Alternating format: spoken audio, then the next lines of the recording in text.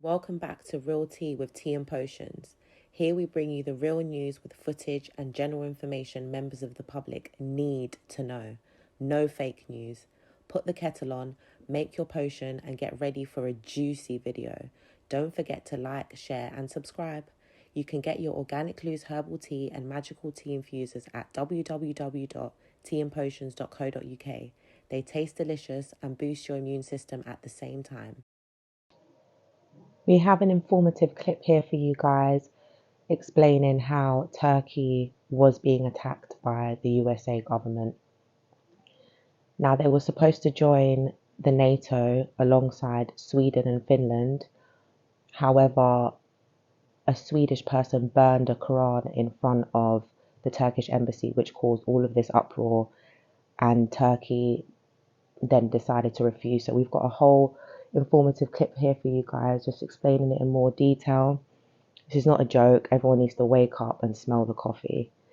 Let me know what you guys think in the comments below. At the end of January 2023, talks between Turkish President Erdogan and the Swedish government detonated. So you will let terror organizations run wild on your avenues and streets, and then expect our support for getting into NATO? That's not happening. In order to be accepted into NATO, Sweden and Finland as well needed the vote from Turkey. But talks disintegrated after a Swedish-Danish politician set fire to the Quran in front of the Turkish embassy in Stockholm. On Saturday, Rasmus Paludan, head of a far-right Danish party, held a protest in front of Turkey's embassy in Stockholm.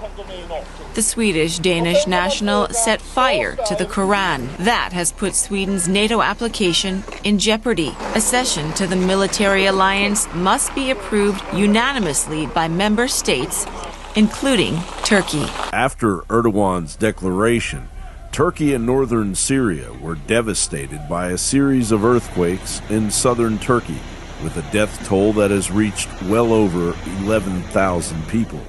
We are finished, my God. There is nobody here. Nobody. What kind of state is this? Turkey is no stranger to earthquakes, the majority of them occurring in the eastern and western portions of the country. But strange anomalies occurred just before the earthquakes, leading many to question whether a HAARP weapon may have been used to punish the Turkish government for failing to toe the line of NATO's New World Order overlords. Amerikan Büyükelçisi'ne buradan söylüyorum. Hangi gazetecilere yazı yazdırdığını biliyorum. Pis ellerini Türkiye'nin üzerinden çek. Çok net söylüyorum. Pis ellerini Türkiye'nin üzerinden çek. We've had a few guests on talking about what they believe HAARP does, what they admit it does. You know, why not? And Trey, my producer, thought, why not get the people from HAARP on? So in terms of what it is, it's a research facility to conduct research in ionosphere and radio science. What about other countries, the Russians, the Chinese, the European Union? Do they have similar programs, Doctor? The European community has a facility in Tromsø, Norway, as part of what they call the ice cat community there, that actually was a facility like HAARP that's been around a lot longer than HAARP. The Smithsonian is reporting, and the Daily Mail is reporting, and a bunch of other publications are reporting China and Russia are working together to heat the atmosphere for weather control using large antenna arrays on the ground directed by satellites in space. This is weather modification on a global scale. In fact, these programs are so large and so all-encompassing that all other weather modification programs that go on a smaller regional basis are they're negated by the scope and scale of the global geoengineering programs. The saturation, which ionizes the atmosphere, makes the atmosphere more conductive. We have the HAARP facilities, high-frequency active auroral research program. These are ionosphere heaters. Many have heard of the HAARP facilities. There's not just one or two or three. We believe there's at least 18 around the globe, possibly with 3 more being built in Antarctica right now. We were able to identify each frequency. We accomplished this with just 30 watts of radio power. If you do this with 1 billion watts, the vibrations are so violent that the entire piano would shake. In fact, the whole house would shake.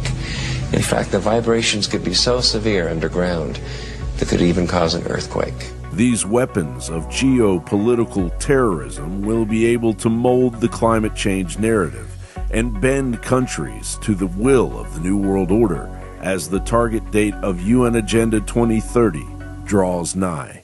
In short, the New World Order is a weapon system, a planetary terraforming operation, genetically changing the planet's genetic makeup, changing the atmosphere's makeup, changing the tectonic activity of the planet, changing the oceans, changing all life, changing the radiological background, changing the magnetic background. Every observation we see shows this modern system is doing one thing: killing us. John Baum reporting.